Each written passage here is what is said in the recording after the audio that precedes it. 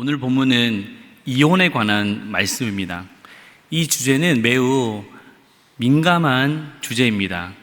설교자인 저로서도 좀 부담이 되는 말씀입니다.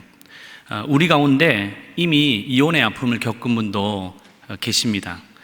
그래서 단순히 이혼은 죄야, 하면 안 돼 라고 단정하게 되면 또다시 그들에게 상처가 될 수 있습니다.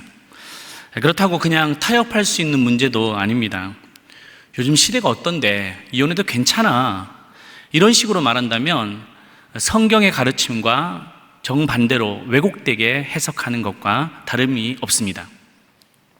그렇다면 이 본문에서 예수님이 말씀하고자 하시는 핵심이 무엇일까요?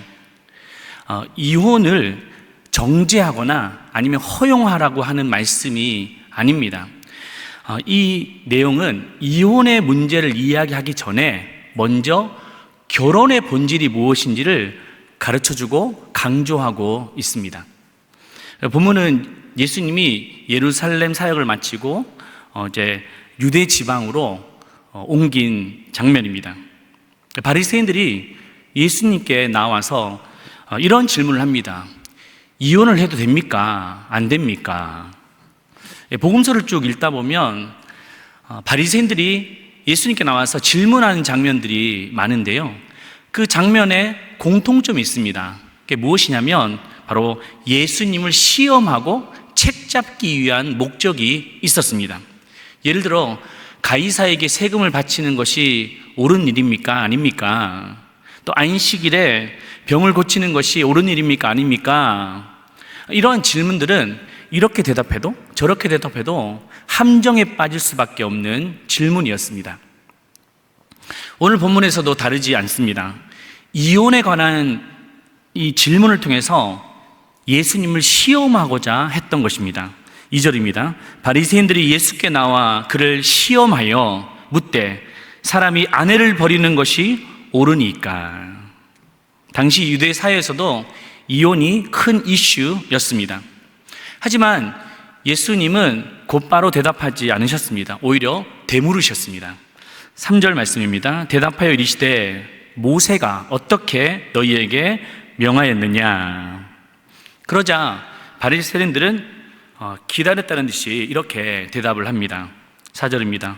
이르되 모세는 이혼 증서를 써주어 버리기를 허락하였나이다. 이 말씀은 신명기 말씀인데요, 마치 이혼을 정당화하는 것처럼 보이는 말씀처럼 보입니다. 신명기 24장 1절 말씀인데요, 사람이 아내를 맞이하여 데려온 후에 그에게 수치되는 일이 있음을 발견하고 그를 기뻐하지 아니하면 이혼 증서를 써서 그의 손에 주고 그를 자기 집에서 내보낼 것이요. 여기서 좀 주목해야 될 표현은 수치되는 일입니다. 율법에 보시면 수치되는 일이 발생했을 때는 이혼해도 된다라고 기록하고 있습니다. 당시 유대 사회에서 이 표현은 참 어떻게 해석해야 될까 많은 논란거리가 있었습니다. 크게 이 두 가지 해석이 있었어요. 첫 번째는 샴마이 하파라는 곳에서는 이 수치되는 일은 간음과 같은 중대 범죄에게만 적용되는 것이다. 간음하면 이혼해도 된다라고 해석할 수 있다라고 주장했던 것이죠. 또 다른 한 학파는 힐렐 학파인데요, 여기서는 좀 더 넓은 포괄적인 의미를 담았습니다. 간음뿐 아니라 아내가 사소한 잘못을 하거나 아니면 마음에 들지 않는 행동까지도 이혼의 사유가 된다라고 해석했던 겁니다. 그러니 당시 사람들은 의견이 분분하니까 무엇이 맞는지 논쟁거리가 될 수밖에 없었습니다. 그러면 이 말씀의 의미는 정말 뭘까요? 이 말씀은 율법에 이혼을 장려하기 위한 것이나 아니면 합리화하기 위해서 이 말씀을 기록한 것이 아니었습니다. 결론부터 말씀드리자면 오히려 여성을 보호하기 위한 안전장치였습니다. 그 시대는 남성 중심의 사회였습니다. 그러니 남성들이 여성들을 쉽게 버리는 거예요. 그렇게 이제 이혼한 여성은 갈 곳이 없습니다. 사회에서도 배척당하고 또 이혼 증서를 써주지 않으면 재혼을 할 수 없었습니다. 그래서 그들을 위해서 이혼 증서를 써주어라 라고 보호하기 위해서 해줬던 것이죠. 그럼에도 불구하고 바리새인들은 이 말씀의 본래 의도를 왜곡했습니다. 약자를 보호하기 위해서 주신 이 율법을 오히려 이혼을 정당화하는 수단으로 사용했던 겁니다. 그러나 예수님은 이 문제를 단순히 이혼해도 된다, 안 된다 라고 접근하지 않고 그 이전에 결혼의 원리가 무엇이냐 라는 것을 설명해 주고 있습니다. 여러분, 결혼의 원리는 무엇입니까? 우리 잘 아는 6절에서 9절까지 말씀 많이 들어봤을 건데요. 같이 한번 읽어보겠습니다. 창조 때로부터 사람을 남자와 여자로 지으셨으니 이러므로 사람이 그 부모를 떠나서 그 둘이 한 몸이 될지니라. 이러한즉 이제 둘이 아니요 한 몸이니 그러므로 하나님이 짝지어 주신 것을 사람이 나누지 못할지니라 하시더라. 이 말씀은 창세기 1장과 2장에 있는 말씀을 인용했던 구절인데요. 결혼은 인간이 만든 제도가 아니라 창조 질서에서 하나님이 만드신 작품이다라는 뜻입니다. 결혼은 단순히 두 사람이 그냥 같이 살아가는 것, 이것만은 아니에요. 하나님이 남자와 여자 둘을 한 몸이 되게 하신 연합의 관계입니다. 그래서 성경에서 말하는 결혼은 계약이 아니라 언약입니다. 계약이 아니라 뭐라고요? 언약. 여러분, 계약과 언약에는 차이가 있습니다. 계약은 마치 거래와도 같습니다. 어떤 조건이 잘 맞으면 성사가 되는 거예요. 그 조건이 잘 충족되면 유지되고 그 충족되지 않으면 즉각 파기될 수 있습니다. 이게 계약입니다. 반면 언약은 다릅니다. 언약은 어떤 조건이나 상황에 따라서 파기되는 것이 아니에요. 언약은 사람 앞에서 맺은 것이 아니라 하나님 앞에서 맺었기 때문입니다. 하지만 오늘날 사람들은 결혼을 마치 계약처럼 생각합니다. 상대의 조건을 따집니다. 그리고 나에게 얼마나 이익이 되나에 따라서 결혼을 결정하는 거예요. 심지어 요즘에는 얼마 동안 같이 살아본 이후에 결혼을 결정하겠다라고 하는 문화가 횡행하고 있습니다. 그러나 성경이 말하고 있는 그런 결혼은 이러한 계약 관계에 있는 결혼이 아닙니다. 왜? 그리스도인들은 성경에다가 손을 얹고 서약합니까? 이것은 하나님 앞에서 맺는 언약임을 모든 사람들에게 공언하는 것입니다. 또 아플 때나 건강할 때나 부유할 때나 가난할 때나 서로 사랑하겠다라고 서약하는 이유가 무엇입니까? 어떤 조건에 따라서 맺는 그런 계약 관계가 아니라 하나님 앞에서 어떤 상황 속에서도 서로 사랑하고 연합할 것임을 말하고 있는 바로 언약임을 말해주고 있습니다. 그래서 언약은 두 사람이 그냥 당사자들로만 이루어져서 결정하는 것이 아니에요. 두 사람으로만 이루어진 어떤 계약 관계는 합의에 따라서 얼마든지 파기할 수 있습니다. 그러나 두 사람이 아니라 하나님 앞에서 이 언약 관계를 맺은 자들은 절대 갈라설 수 없습니다. 왜냐하면 하나님께서 짝지어 주신 것을 그 인간이 깨뜨릴 수 없기 때문입니다. 그런데도 사람들은 왜 이혼하려고 합니까? 5절에 보면 나와 있는데요. 예수께서 그들에게 이르시되 너희 마음이 완악함으로 말미암아 이 명령을 기록하였거니와 너희의 완악함 때문이다. 이 완악함이라는 말은 인간의 이기적인 태도를 뜻합니다. 바리새인도 예수님께 찾아와서 이혼해도 됩니까? 물은 이유가 무엇입니까? 그 마음 저변에 깔려 있는 것은 이혼을 합리화하려고 하는 의도가 있습니다. 그 시대는 남성 중심의 사회였다고 했지 않습니까? 그래서 여성들이 버려지는 일들이 비일비재했습니다. 그래서 그 버리면서 합리화하는 거예요. 난 다 이유가 있어. 그런 상황이 있었어.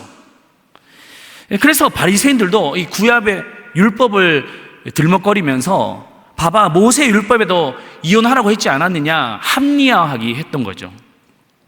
바리새인들은 거기서 멈추지 않았습니다. 한 걸음 더 나아가 이혼의 조건을 좀 더 확대시킵니다. 앞서 말했던 힐렐 학파들은 여러 가지 조항들을 더 늘리고 더 늘렸습니다. 그래서 이혼을 정당화했습니다. 여러 가지 항목들이 있었는데요, 이런 게 있습니다. 한번 잘 들어보십시오. 아내가 음식을 태웠을 때 이혼해도 된다. 또 이 음식이 너무 짰을 때도 이혼해도 된다. 또 남편의 체면을 손상시키면 이혼해도 된다. 심지어 머리를 풀고 거리로 나가면 이혼해도 된다. 지금 여성들이 분위기가 좋지 않습니다. 뭐야 이게 도대체, 이런 생각을 할 수 있죠, 그죠? 심지어 어떤 랍비는 더 매력적인 여성을 만났을 때도 이혼해도 된다라고 말하기까지 했습니다. 이렇게 말도 안 되는 이혼 사유를 늘어놓았던 이유가 무엇일까요? 그 저변에는 이기적인 마음, 자기밖에 모르는 그 마음이 저변에 깔려 있었던 겁니다. 여러분, 이기심이 있는 곳에는 하나님이 존재하지 않습니다. 하나님의 말씀을 자기의 이익을 위해서 곡해하고 또 오용하는 자들도 성령님께서 역사하실 수 없습니다. 사람들은 다 이기적이야, 어쩔 수 없어 라고 말하지만 그 안에는 세상의 가치관이 가득 차 있고 하나님이 없습니다. 바리새인이 예수님께 했던 물음을 보십시오. 2절입니다. 바리새인들이 예수께 나와 그를 시험하여 묻되 사람이 아내를 버리는 것이 옳으니까. 근데 바리새인들은 어떻게 하면 가정을 잘 지킬 수 있습니까? 라고 예수님께 물은 것이 아니라 아내를 버리는 것이 옳으니까, 이 말은 아내를 어떻게 하면 버릴 수 있습니까? 라고 말하고 있는 거예요. 이 4절에 보시면 모세도 아내를 버리라고 했지 않았습니까? 라고 합리화하는 거예요. 그들의 관심에는 가정을 어떻게든 잘 지킬까에 대해서는 없고 어떻게든 버릴까, 상대를 버릴까 라는 생각만 가득했던 겁니다. 결국 가정을 무너뜨리는 것은 무엇입니까? 바로 그 이기적인 마음, 완악한 마음 때문입니다. 이혼하신 분들의 공통적인 특징을 가만히 보면 자기만 상처받았다는 거예요. 나만 피해자라는 거예요. 상대방이 얼마나 많은 상처와 아픔을 받았는지에 대해서는 절대 말하지 않습니다. 내 생각대로 따라오면 같이 살고, 그렇게 안 하면 그냥 끝내는 거야, 이렇게 말하는 것이죠. 그러면 자기 생각대로 따라가주면 만족할까요? 그렇지 않습니다. 더 많은 요구 조건을 달 것입니다. 그러니까 될 수가 없는 거죠. 그러니까 결국 선택하는 거예요. 나는 다 이유가 있었어. 그렇게 이혼을 결정하기로 합니다. 이 모든 것이 다 인간적인, 이기적인 마음 때문이었습니다. 그렇다면 주님이 말씀하시는 결혼의 본질은 무엇일까요? 그것은 바로 서로에 대한 이기적인 관계가 아니라 책임지는 관계라는 사실입니다. 이기적인 관계가 아니라 어떤 관계라고요? 책임지는 관계라는 거예요. 예수님은 바리새인들과 이 논쟁을 마치고 제자들과 집으로 돌아왔습니다. 그런데 집요하게도 제자들도 10절에 보시면 예수님에게 아니 그래도 이혼이 정말 안 됩니까? 이렇게 묻고 있는 거예요. 이게 바로 인간의 이기적인 민낯입니다. 주님이 분명히 말씀하셨음에도 불구하고 또다시 끝까지 자기의 이혼의 사유를 대려고 하는 것이죠. 그러나 예수님은 이렇게 결론을 맺으십니다. 11절 12절인데요. 이르시되 누구든지 그 아내를 버리고 다른 데로 장가드는 자는 본처에게 간음을 행함이요 또 아내가 남편을 버리고 다른 데로 시집가면 간음을 행함이니라. 예수님은 결혼의 책임성을 강조하셨습니다. 당시 유대 사회는 남편이 아내를 버리는 것이 상대적으로 쉬웠습니다. 그런데 아내가 남편을 버리는 것은 쉽지가 않았어요. 왜냐하면 남성 중심의 문화가 지배하고 있었기 때문입니다. 그러나 예수님은 남성과 여성에게 동일한 기준을 말하고 있습니다. 남편이 아내가 있는데도 버리고 다른 여자를 만나는 것, 바로 그것은 간음이다. 그리고 아내도 남편을 버리고 다른 남자를 만나는 것도 간음이다 라고 규정하셨습니다. 다시 말해, 결혼은 한쪽에 일방적으로 책임을 내려놓는 것, 그런 관계가 아니라는 거예요. 물론 사랑을 단순한 의무감으로 할 수 있는 것은 아닙니다. 그러나 예수님은 사랑하기 때문에 책임지는 것이 아니라 책임지는 관계이기 때문에 사랑할 수 있다라고 하시는 거예요. 왜냐하면 우리가 살아가다 보면 감정으로만 결혼 생활을 할 수 있는 것이 아니기 때문입니다. 헬라어에는 사랑의 세 가지 단어가 있습니다. 첫 번째는 필로스입니다. 필로스는 친구 간의 우정의 사랑이에요. 두 번째는 에로스입니다. 에로스는 남녀 간의 애정의 사랑입니다. 근데 이 두 가지는 다 감정이에요. 근데 마지막 하나가 무엇이냐면 바로 우리가 잘 알듯이 아가페 사랑입니다. 아가페는 감정적인 사랑이 아니에요. 이것은 바로 조건 없는 사랑. 조건 없는 사랑을 말하고 있습니다. 예수님이 우리에게 보여주신 사랑도 바로 이 조건 없는 아가페의 사랑이었습니다.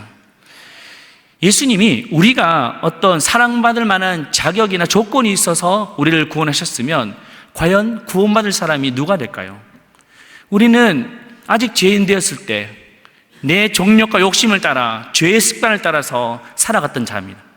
하나님 우리를 사랑하신다고 끝까지 다가오셔도 우린 도망치고 하나님께 원망하고 내 마음대로 내 고집대로 살아갔던 인생이었습니다. 그러나 주님이 끝까지 찾아오셨습니다.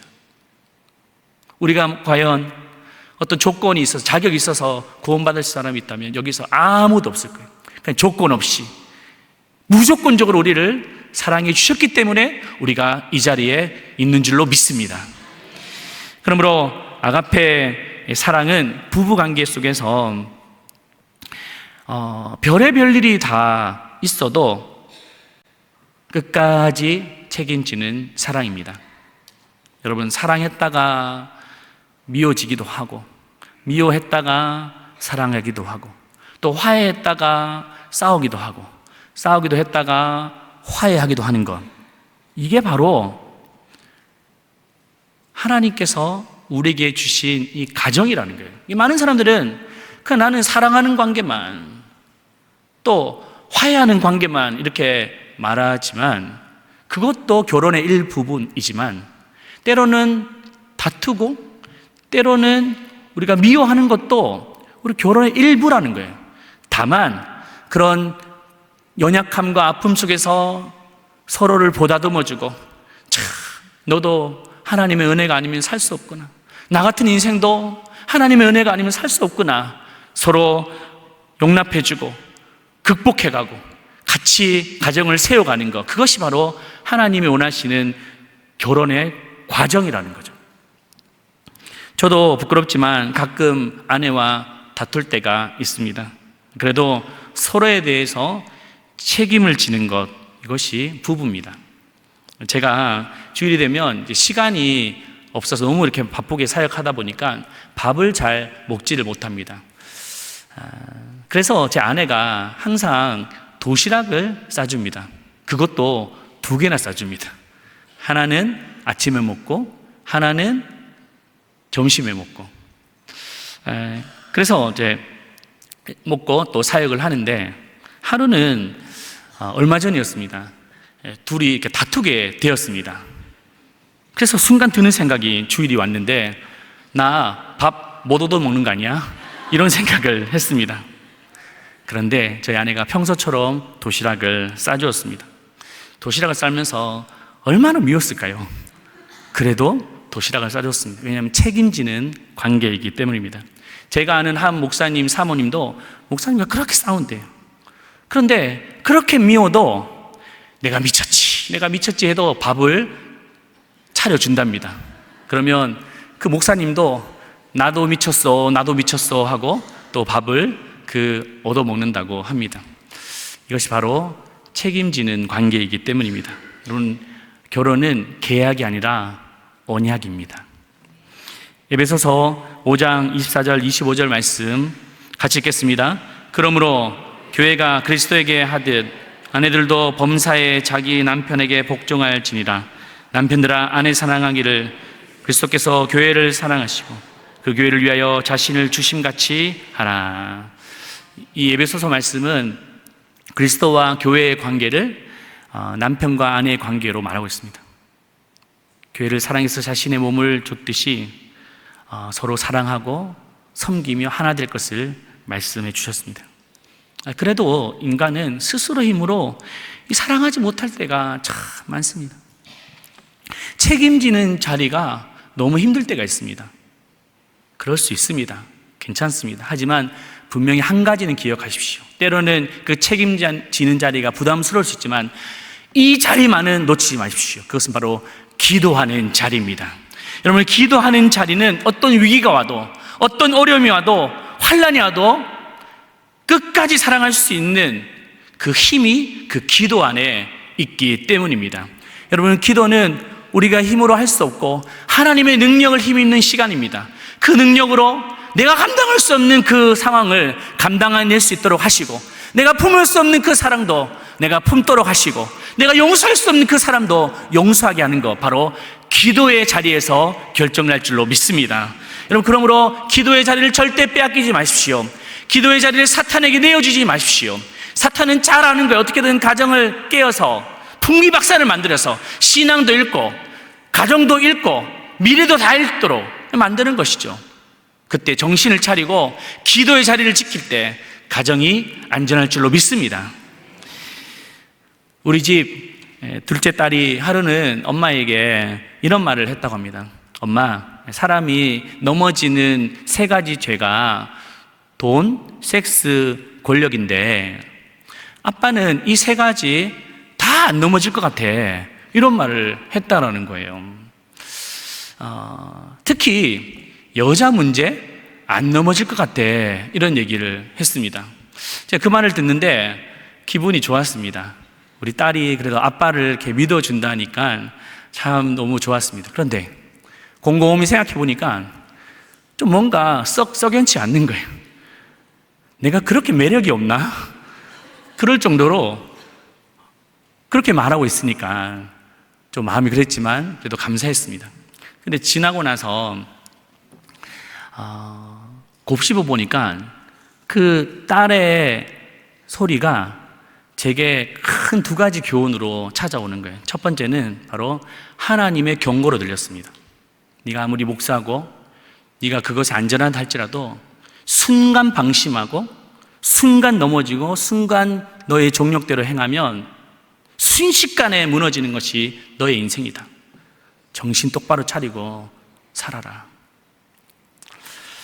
2번째는 나 자신을 향한 다짐으로 들렸습니다.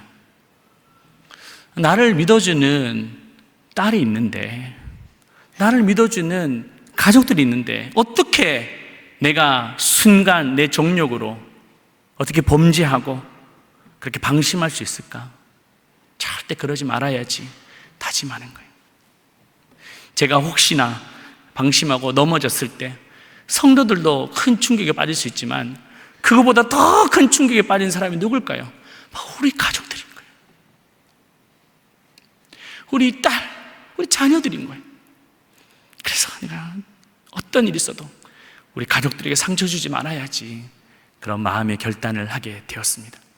여러분, 성경은 교회를 그리스도의 몸이라고 말합니다. 그래서 이 그리스도의 몸된 교회를 찢으면 안 돼요. 교회를 찢는다는 것은 예수님의 몸을 찢는 거예요. 교회를 찢고 갈라놓고 수근수근거리고 당파를 짓고 분쟁하는 것, 예수님을 찢는 거예요. 그래서 예수님이 가장 싫어하는 것이 교회를 찢는 거예요.